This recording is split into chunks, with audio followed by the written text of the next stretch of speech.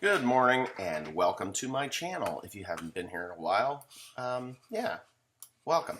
Anyway, so the local government, our local government, asked me to take the combine to Community Day for for everybody to see, because our community is really what you would call a bedroom community. They're not. It's a bedroom community. They built a bunch of houses back in the 80s, and people come here to sleep, mow their grass, then get up in the morning and drive to their prospective jobs in different towns and cities outside of our little community.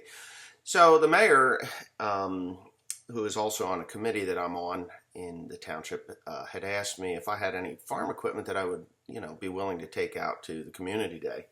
Well, hell, I'd have brought the whole lineup out there, but there wasn't room, and it had rained like 4 or 5 inches, in the coming, the few days before this. And I said, sure, I'll be able to bring the combine out and, unfold it and let people have a look at it. And last night I had my committee meeting, and everybody was talking about that combine. Like, wow, that thing is an amazing combine. Well, it is. It's actually a very large combine for New Jersey. It's a Class 8 combine, and I'm not aware of anybody that has a Class 8 combine in New Jersey. There could be one, but I don't know. I know that there's another combine that has a 12-row head, a couple of them, but I think they're Class 6 and 7s. Not that I'm bragging or anything. I really didn't want a Class 8 combine. It is massive. This is a wide body combine. It's huge. To get down the roads, you'll see in the video that's coming up that it takes the road to get you down it. And, as a bedroom community, there's a lot of traffic that come and go. They just, people live here, but they just, come and go. So there's a lot of traffic on the roads, and, there's only one option for them, and that's to find a place to get off the road, like a driveway or something. And fortunately, there's plenty of those. Yeah, this thing's not getting off the road.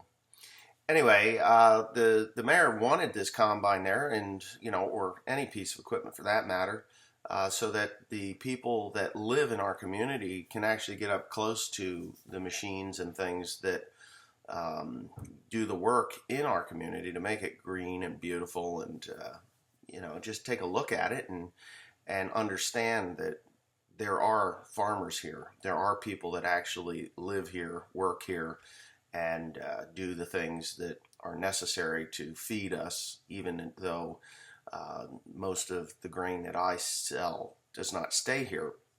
But there's other people that buy grain from us that do actually raise beef, chicken, pork, and provide fresh food to the community. And I thought about that myself, to utilize the grain that I use to provide that food to our community.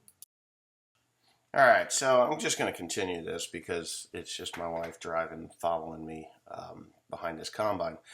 To raise hogs and cattle and chicken for local consumption, or for sale for local markets, it is quite time consuming to do those things, and you would almost have to, I would almost have to hire somebody outside of the the people that I have now to help take care of those animals, because I just don't have the time to produce all this. But my sister, she does sell meat products to, meat products. She sells chicken.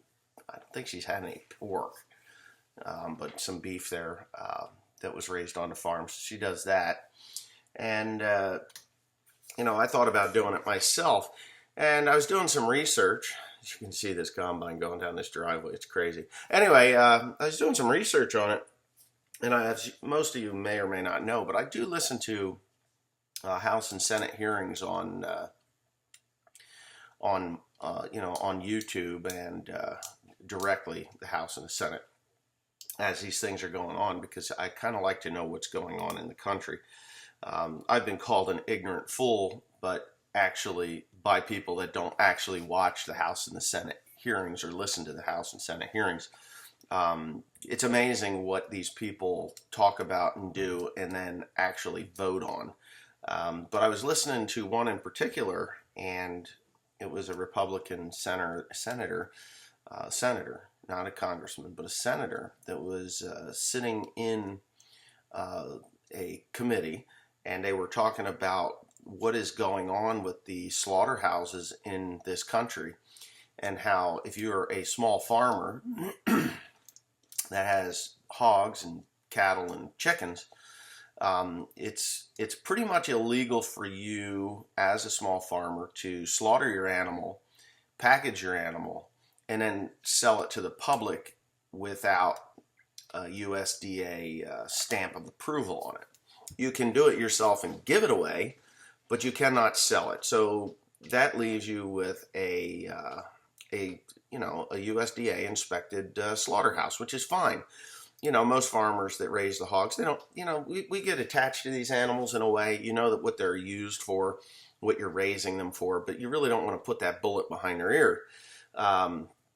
So you've got that, but these slaughterhouses are being regulated to the point where they're only allowed to slaughter so many animals a week. And this is all regulated by the United States Department of Agriculture. And they were talking about pigs and or hogs. They were talking about how you have to have an appointment at the slaughterhouse, and it will take you up to 6 months to get these appointments for these animals. Well, in 6 months, that pig is finished in 6 months. From birth to death is finished in 6 months, most of them. So, you can have them longer and get them up to huge weights, like 5, 6, 7, 800-pound hog. You don't want that. But these slaughterhouses are so backlogged and so backlogged so far that you have to get an appointment 6 months in advance. And unless somebody cancels. So they make it very, very difficult for a small farmer to actually go into business to raise their own cattle and pork. Chickens, not so much. I think we're allowed to slaughter like 15,000 chickens on our own for sale, which, that's what my sister does. So there you go. That's just that. To do this, I would do it on a small scale. I would do, say, 12 animals a year, 12 cows a year for sale. I would do, probably 20, 25 hogs a year for sale, something like that. And chickens, if I was going to do this, and this is all hypothetical, if I was going to do chickens, I would definitely do something like, 5 to 10,000 birds that are locally raised at the farm and pasture raised, obviously. And for eggs and stuff like that, that's a whole nother story. But yeah, I would do all this stuff. And it would take a lot because, quite honestly, I feel that our food supply is corrupt. There's a lot of crap in our food supply. I'm living proof of that. If I eat any processed foods that have preservatives or anything in it, I get like a wicked headache from it. And things that I was able to eat in the past, they changed the formula a little bit, and before you know it,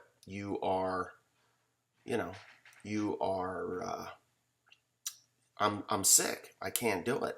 It's such a headache, and I can't take ibuprofen or Benadryl to counteract my diet.